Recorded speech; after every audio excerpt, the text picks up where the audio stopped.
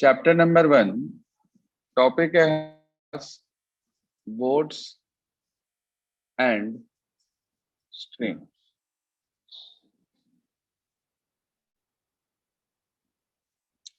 देखो, ये जो टॉपिक है हमारे पास, इसका कुछ पार्ट आप लोग छोटी क्लास में भी पढ़ के आते हैं। आपको याद होगा, अपस्ट्रीम डाउनस्ट्रीम शब्द सुना था आपने, ध्यान है आपको?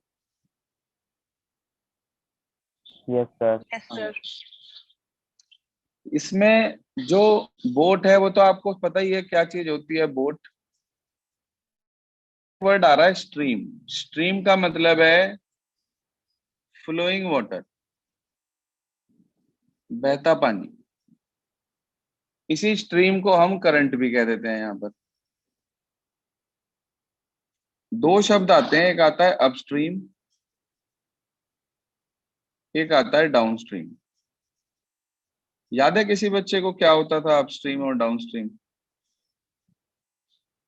थोड़ा बहुत याद हो कुछ? सर अपस्ट्रीम में स्पीड थोड़ी कम हो जाती थी और डाउनस्ट्रीम में ज्यादा हो जाती थी।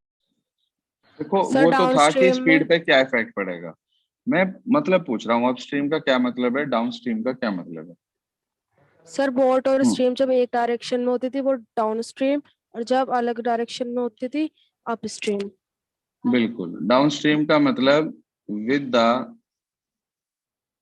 फ्लो ऑफ वाटर, और अपस्ट्रीम का मतलब होता था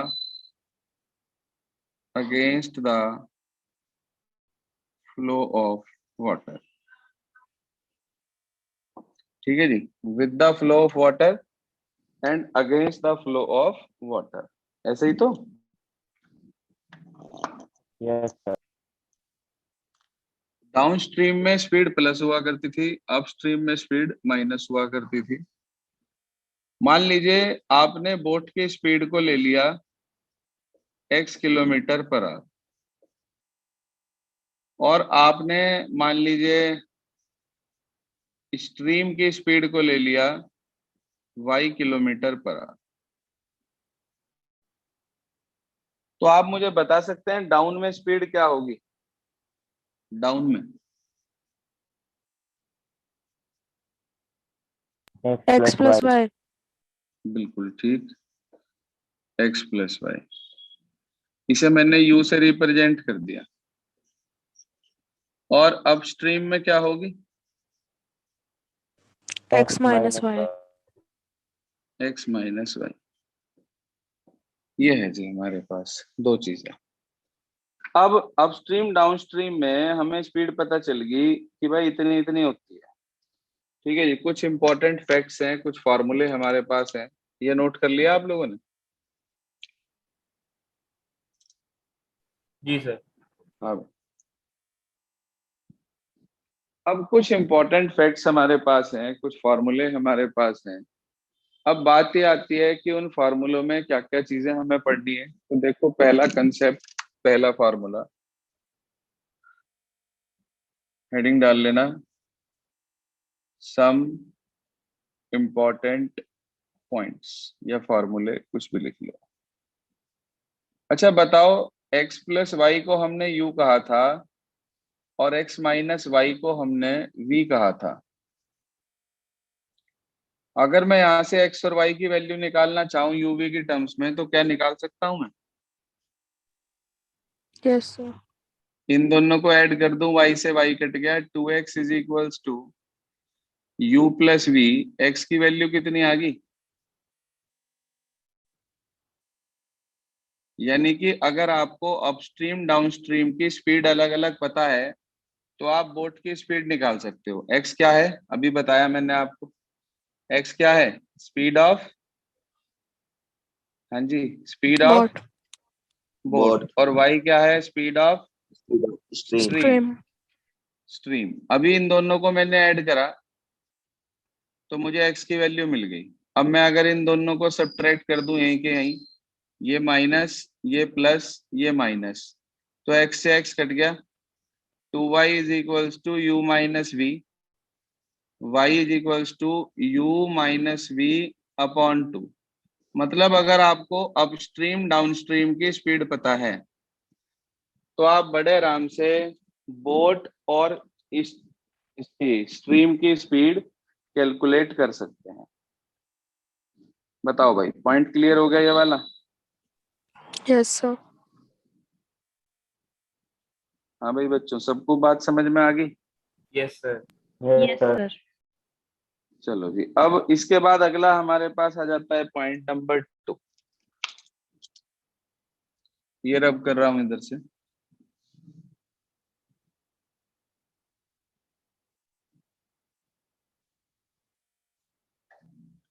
जी हाँ, पॉइंट नंबर 2। पॉइंट नंबर 2 ये कहता है कि जब बोट जो है सेम डिस्टेंस ट्रेवल करती है अपस्ट्रीम डाउनस्ट्रीम में। मान लो आपसे कहा गया कि बोट जो है किसी पॉइंट ए से किसी पॉइंट बी तक जाती है और फिर वापस आती है, तो इसका क्या मतलब होगा कि उसने सेम डिस्टेंस डी ट्रेवल करा। ठीक है भाई, दोनों का टाइम अलग अलग होगा, डाउनस्ट्रीम का अलग, अपस्ट्रीम का अलग। तो लिखे आप अपने पास कि if a boat covers, if a boat covers, जी हाँ, distance D kilometre, distance D kilometre downstream in T1 hours and same distance in upstream in T2 hours। ठीक है भाई, क्या कहा मैंने? एक बोट ने T1 डिस्टेंस ट्रेवल करा डाउनस्ट्रीम के लिए और T2 डिस्टेंस ट्रेवल करा अपस्ट्रीम के लिए इतने इतने टाइम। इतनी बात समझ में आ गई सबको? हाँ सर। बोलिए जी, यस यहाँ तक सर। Yes okay? सर। तो ये जो अपस्ट्रीम डाउनस्ट्रीम के टाइम की रेशियो है ना, वो हम यहाँ पर कैलकुलेट करेंगे। यानी कि इट इम्प्लाइज, हम ये कह सकते हैं कि T2 upon T1 is equals to, आप मुझे बता सकते हो टाइम का क्या फार्मूला होता है टाइम का? Distance upon speed. बिल्कुल ठीक। तो मुझे डिस्टेंस अपॉन स्पीड मेरे पास फार्मूला होता है। आप मुझे बता सकते हैं T2 यानी कि अपस्ट्रीम में कितना टाइम लगा होगा? अपस्ट्रीम का डिस्टेंस तो D है और स्पीड बैठेगी अपस्ट्रीम में x माइनस वाई, यूवी में भी रख सकते हैं आप। ऐसे ही T1 टाइम लगा था किसमें हमारे पास? शॉर्ट में स्मॉल में लिखना है इसे। हाँ जी, बताइए ध्यान से। T1 टाइम किसमें लगा था हमारा? डाउनस्ट्रीम में। बताइए भाई जरा, डाउनस्ट्रीम में डिस्टेंस तो D है, स्पीड क्या होगी? X plus y. यहां से D कट गया, ये x प्लस वाई ऊपर और ये नीचे, तो x plus y upon x minus y. यानी कि कहने का मतलब ये हुआ कि जो टाइम की रेशियो है, तो लिख लें आप अपने पास, so time taken in upstream. अच्छा, अपस्ट्रीम में ज्यादा टाइम लगता है या डाउनस्ट्रीम में अगर डिस्टेंस सेम हो? सोचने की बात है, 1 मिनट कॉमन सेंस की। सर आप इस स्ट्रीम में। अपस्ट्रीम में, बिल्कुल ठीक बात है।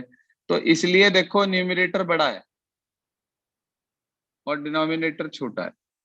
ये फार्मूला याद रखने की टेक्निक है कि x plus y upon x minus y. Clear है भाई बात? बोलिए जी, यहाँ तक क्लियर है भाई बात? Yes sir. Yes sir. अब ये तो हमारे पास हुआ कि हमने बोट की और स्टीमर की स्पीड पता थी, स्ट्रीम की, सॉरी, बोट की और स्ट्रीम की स्पीड पता थी हमें, और हमने जो दोनों टाइम है अपस्ट्रीम डाउनस्ट्रीम का, उसकी रेशियो कैलकुलेट कर दी। ये है हमारे पास दूसरा फार्मूला, मार्क कर लें इसे अपने पास। अब इससे उल्टा चलते हैं। अगर हमें मान लो टाइम पता हो, सुन लो ध्यान से, अगर हमें टाइम पता हो और हमें एक्स या वाई में से कोई एक कैलकुलेट करना हो, तो उस केस में जो फार्मूला हमारे पास है वो नोट कर लें कि भाई बोट की स्पीड इज इक्वल्स टू पानी की स्पीड और T2 plus T1 upon T2 minus T1। भाई अपस्ट्रीम का टाइम ज्यादा है इसलिए उसी में से माइनस करा, उसी में प्लस करा। याद रहेगा formula, x equal to y T2 plus T1 upon T2 minus T1। T1 जो है वो डाउनस्ट्रीम का टाइम है, टाइम इन डाउनस्ट्रीम, और T2 जो हमारे पास है वो टाइम इन अपस्ट्रीम है। ऊपर लिखा भी हुआ है, वैसे आप देख सकते हो ध्यान से यहाँ पर।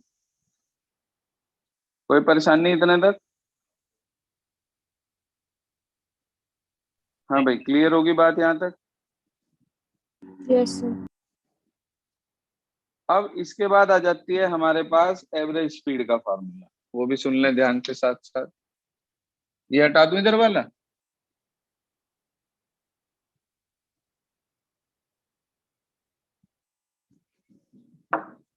सुनिए जी, फोर्थ पॉइंट। ये 3 पॉइंट हमारे पास जो थे अलग अलग, एक में हमने जो है अपस्ट्रीम डाउनस्ट्रीम की स्पीड निकाली, एक में हमने बोट और स्ट्रीम की स्पीड से टाइम की रेशियो निकाली, एक में टाइम मालूम है तो हमने बोट की या स्ट्रीम की स्पीड का फार्मूला पढ़ा। अब हम पढ़ेंगे एवरेज स्पीड का फार्मूला।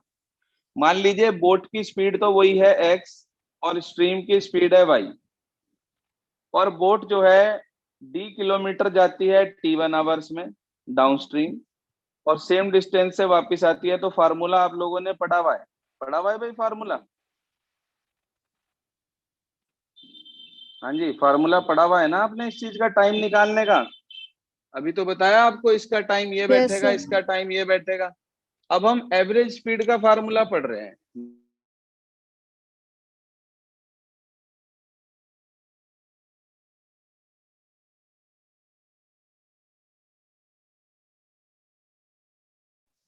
वो भी डी। किसी को याद है छोटी क्लास में एक एवरेज स्पीड का फार्मूला हुआ करता था?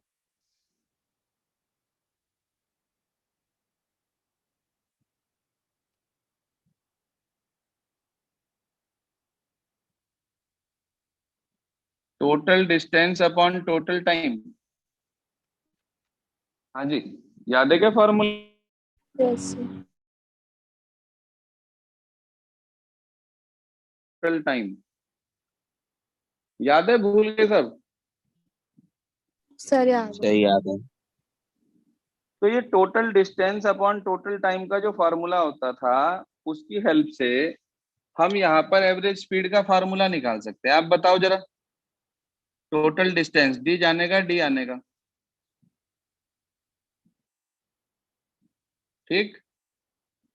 अपस्ट्रीम का डाउनस्ट्रीम का टाइम ले लो, डाउनस्ट्रीम का T1 और अपस्ट्रीम का T2। तो D प्लस डी 2D तो ये हो गया T1 T2। T1 का है हमारे पास D upon x plus y, और इसका है D upon x minus y. ये वाला कंसेप्ट समझ में आया भाई एवरेज स्पीड का? Yes sir. यहां से आपको सीधा सीधा फार्मूला मिल जाएगा, D से D कट गया, इसका एलसीएम ले लिया हमने x माइनस वाई और इंटू एक्स प्लस वाई। उसे जो है x minus y x plus y को हम ऊपर भेज देंगे,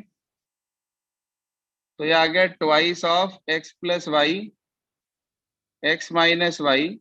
नीचे से जो d था वो कॉमन लेके काट दिया, x minus y x plus y, y से वाई कट गया, 2x रह गया, 2 से 2 कैंसिल। तो सीधा सीधा आपके पास एवरेज स्पीड का फार्मूला आ गया, नोट कर लो, x plus y into x minus y upon x. इसे आप ऐसे भी लिख सकते हो u into v upon x. देखो ये एवरेज स्पीड के दो फार्मूले आए। हाँ बेटा, एवरेज स्पीड के दो फार्मूले आ गए हमारे पास इसी के अंदर, एक फर्स्ट पॉइंट, एक सेकंड पॉइंट।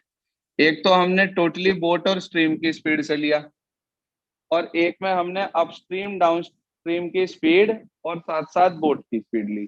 अगर आपको पानी की स्पीड ना पता हो, ध्यान से सुन लो, अगर आपको पानी की स्पीड ना पता हो लेकिन अपस्ट्रीम डाउनस्ट्रीम की स्पीड पता हो और बोट की स्पीड पता हो, तो आप ये वाला फार्मूला लगाकर और एवरेज स्पीड कैलकुलेट कर सकते हैं। बोलो भाई, समझ में आई क्या इतनी बात?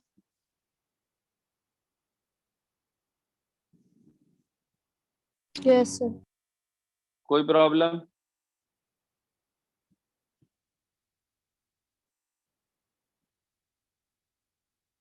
हाँ जी, कोई प्रॉब्लम यहाँ तक?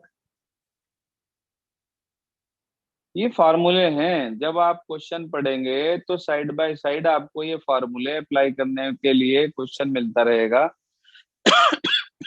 जहां भी कहीं एवरेज स्पीड की बात होगी वहां आपको इस तरह का फार्मूला अप्लाई करना है। इसमें आपने एक बात नोटिस करी कि डिस्टेंस कितना भी हो, इस बात से इस पे कोई फर्क नहीं पड़ रहा भाई, डी तो कट ही गया ना। Yes sir. तो इसके बाद नीचे एक हेडिंग डाल लें, इसी के नीचे इसी पॉइंट, फोर्थ पॉइंट में नोट करके लिख लें कि average speed is independent of distance. Average speed is independent of distance.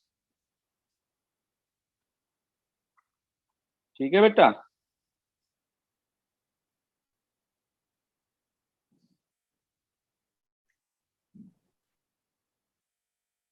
हाँ भाई, क्लियर होगी बात? Yes sir. अच्छा, अगर मान लो हमें डिस्टेंस निकालना हो दो प्लेसेस के बीच में और हमें जो है टाइम पता हो, तो उसका क्या फार्मूला होता है स्पीड और उसकी टर्म्स में, वो भी लिख लो। पॉइंट नंबर 5 डाल लें।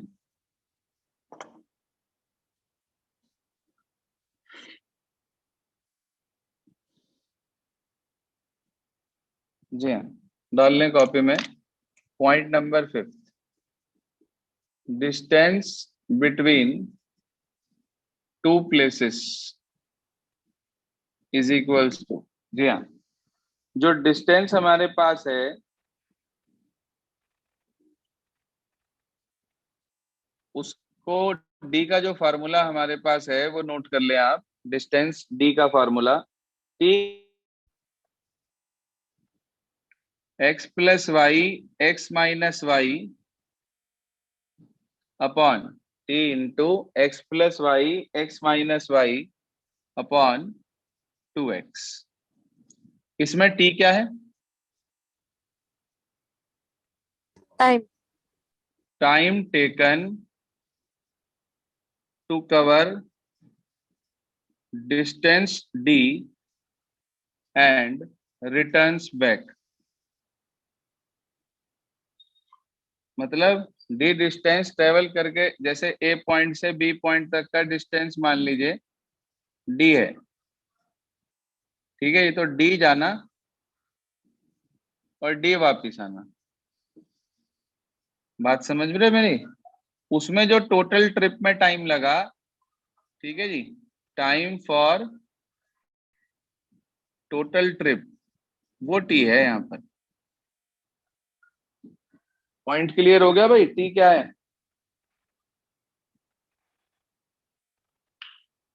बताओ भाई बच्चों? Yes sir. टी हमारे पास वो टाइम है जो डिस्टेंस डी डी को ट्रेवल करने के लिए और वापस आने के लिए यूज होता है, वो टी यहाँ पर है हमारे पास। इसके बाद एक पॉइंट और नोट कर लें अपने पास। अगर मान लीजिए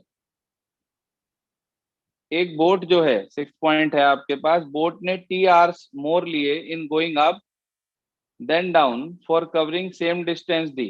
भाई ऑब्वियस है कि अपस्ट्रीम ज्यादा टाइम लेता है, डाउनस्ट्रीम कम टाइम लेता है, ठीक है जी। अब उसने आपको अलग अलग टाइम दे दिया, यानी कि जो टाइम दिया इस बार वो टोटल टाइम नहीं है। इस बार टी जो है हमारे पास वो क्या है, जितना टाइम एक्स्ट्रा लगा, यानी कि दोनों टाइम्स का डिफरेंस।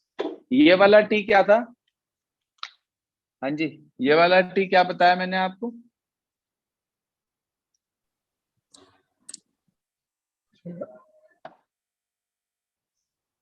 हाँ जी, ये टी क्या बताया, टोटल टाइम जितना जाने और आने में मिलकर लगा। अगर टोटल टाइम आपको दे रखा है तो फार्मूला ये लगेगा। लेकिन अगर आपको दे रखा है कि भाई ए से बी पर जा गए, तो मान लो जाने में तो टाइम लगा T1, ठीक है जी, आने में टाइम लगा T2, डाउन में मतलब डाउन में T1 और अप में क्या बेटे T2। अब की बार अगर आपको T2 माइनस T1 की वैल्यू T दे रखी है, T क्या है इस बार, दोनों टाइम टोटल का टाइम। डिफरेंस।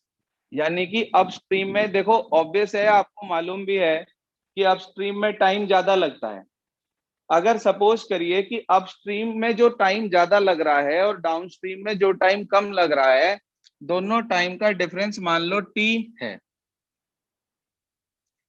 तो उस केस में जो फार्मूला हमारे पास आएगा इसका, उसके अंदर सिर्फ और सिर्फ ये ध्यान रखना, नीचे x की जगह आपको y लेना है और कुछ नहीं है, वही फार्मूला है ऊपर वाला। तो डिस्टेंस d का जो फार्मूला है वो हो जाएगा t into x plus y x minus y upon 2y। ये बात समझ में आ गई क्या? देखो इसमें क्या था, टोटल टाइम गिवन था, इसमें दोनों टाइम का डिफरेंस गिवन है t। फार्मूला वही का वही है, बस x की जगह पर यहाँ क्या लिखना है आपको, y। बोलो भाई टीम इंडिया, समझ में आ गई क्या बात? हाँ जी सर। आज आपको सिर्फ और सिर्फ शुरू के 7 एग्जाम्पल जो हैं इसके, सिर्फ वो ट्राई करने हैं इन फॉर्मूलों को याद करने के बाद। होमवर्क में लिख लें, try all 7 examples of upstream and downstream. पहले मैं ये 7 के 7 की प्रॉब्लम डिस्कस करूंगा, उसके बाद हम आपको एक्सरसाइज देंगे करने के लिए। Homework is clear? Yes sir. 7 example हैं, 14 क्वेश्चन है, तो बस आपको सिर्फ एग्जाम्पल एग्जाम्पल आज कंप्लीट करने हैं। बाकी इन एग्जाम्पल्स के डाउट लेकर तब हम एक्सरसाइज की तरफ चलेंगे। टॉपिक्स तो सारे क्लियर हो गए आज के? हाँ जी सर।